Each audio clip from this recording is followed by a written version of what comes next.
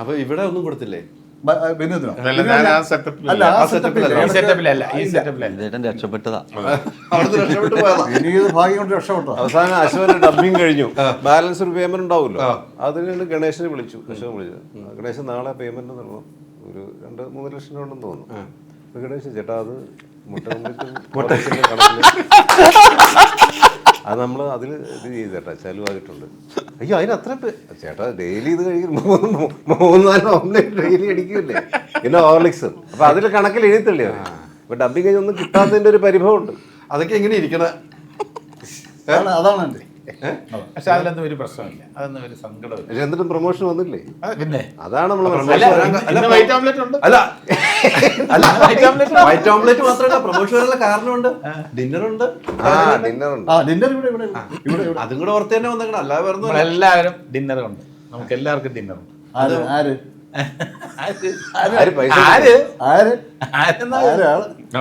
അല്ല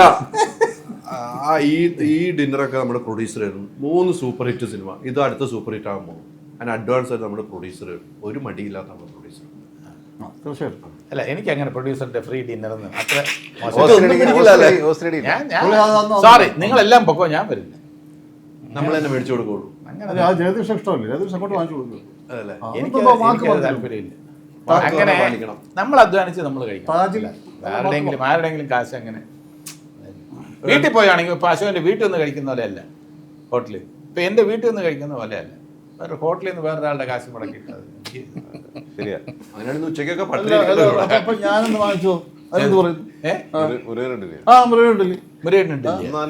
അത് വെച്ചൊരു ഫുഡ്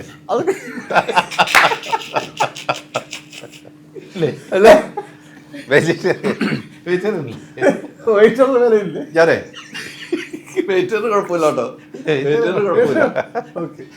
അത്രയും പൈസ അല്ലേ ആവുള്ളൂ.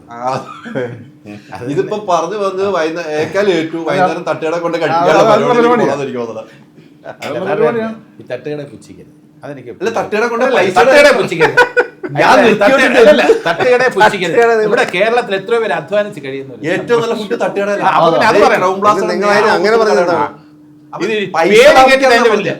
മനസ്സുകൊണ്ട് രാജിനെക്കാളും നല്ല ഫുഡ് തട്ടുകടയിൽ. എന്ത് സംശയം, ഞാൻ തട്ടുകട ഭക്ഷണം കഴിക്കണം. അപ്പൊ തട്ടുകട എന്ന് മതിയല്ലോ, അതിലെത്തി തീരുമാനം. അവിടെ എത്തി കേട്ടോ, അശ്വൻ ചേട്ടാ അവിടെ എത്തി. അത് എവിടെയെങ്കിലും അല്ല എടുത്തെറിഞ്ഞാൽ 4 കാര്യം വീഴും. നമ്മള് പൂച്ച എടുത്തേക്ക് നിറഞ്ഞാല് നമ്മള് പൂച്ച താഴെ കൊണ്ട് ഇപ്പൊ കുഴപ്പമായിരിക്കും. കറക്റ്റ് 4 ഒന്ന് ആലോചിച്ച് കാലഘട്ടം അല്ലേ, ഇവരുടെ കാലഘട്ടത്തിൽ ഇവിടെ ഇതാണ് അവസ്ഥ. ഹരിഹരനഗറിലെ സിനിമയിൽ എന്തായിരുന്നു ഇവര് അല്ലേ? അത് ഞങ്ങൾ ആക്ട് ചെയ്യുമ്പോൾ പറയാറില്ല, ഗിവ് ആൻഡ് ടേക്ക് എന്നൊക്കെ പറയില്ല, ആക്ട് ചെയ്യുമ്പോൾ. അതുപോലെ തന്നെ ഷോട്ട് കഴിഞ്ഞ് വന്നിരുന്ന ഇതാണ് കൊടുക്കൽ വാങ്ങൽ. ഇങ്ങോട്ടൊന്ന് കൊടുക്കും, അശോകൻ തിരിച്ചു വാങ്ങും അല്ലേ?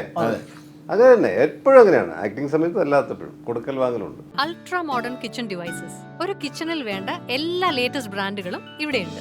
ലോകോത്തര ബ്രാൻഡുകൾ, original products, wide range. MyG future.